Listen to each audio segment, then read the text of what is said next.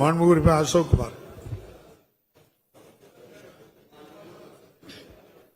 மாண்புமிகு பேரவைத் தலைவர்களே, கிருஷ்ணகிரி சட்டமன்ற தொகுதி பெரியமுத்தூரில் உள்ள அரசு ஆரம்ப சுகாதார நிலையத்திற்கு நாளொன்றுக்கு சுமார் 100 வெளிநோயாளிகளும் 100க்கும் மேற்பட்ட உள்நோயாளிகளும் 300க்கும் மேற்பட்ட கர்ப்பிணி தாய்மார்களும் சிகிச்சை பெற்று வருகின்றனர்.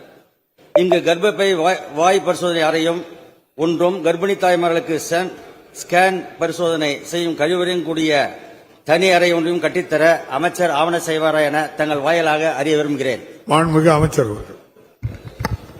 மாண்புமிகு பேரவைத் தலைவர்களே, மாண்புமிகு தமிழ்நாட்டின் முதலமைச்சர் அவர்கள் இந்த ஆண்டு நிதிநிலை அறிக்கையில் மிக தெளிவாக குறிப்பிட்டிருக்கிறார்கள். 14 வயதுடைய இளம் சிறுமிகளுக்கு இந்த கருப்பை வாய் புற்றுநோயை தடுப்பதற்கு கண்டறிவதற்கு முன்னெச்சரிக்கை நடவடிக்கைகளாக இன்றைக்கு HPV என்கின்ற ஒரு தடுப்பூசி 37 கோடி ரூபாய் செலவில் போடப்படும் என்று அறிவித்திருக்கிறார்கள். அது மட்டுமல்லாது தமிழ்நாடு முழுவதிலும் இருக்கிற வருவாய் மாவட்டங்களில் வாய் புற்றுநோய், கருப்பை வாய் புற்றுநோய், மார்பக புற்றுநோய் என்று அனைத்து வகையான புற்றுநோய்களையும் கண்டறிவதற்குரிய முழு பரிசோதனைகள் இன்னும் ஒரு 10 நாட்களில் தமிழ்நாட்டில் முதன்முறையாக இந்தியாவிலேயே தமிழ்நாட்டில் தொடங்கப்படவிருக்கிறது. அப்படிப்பட்ட நேரத்தில் கிருஷ்ணகிரியிலும் அந்த பணிகள் மேற்கொள்ளப்படவிருக்கிறது என்பதை தங்களின் வாயிலாக ஒரு மன்ற உறுப்பினருக்கு தெரிவித்துக் கொள்கிறேன்.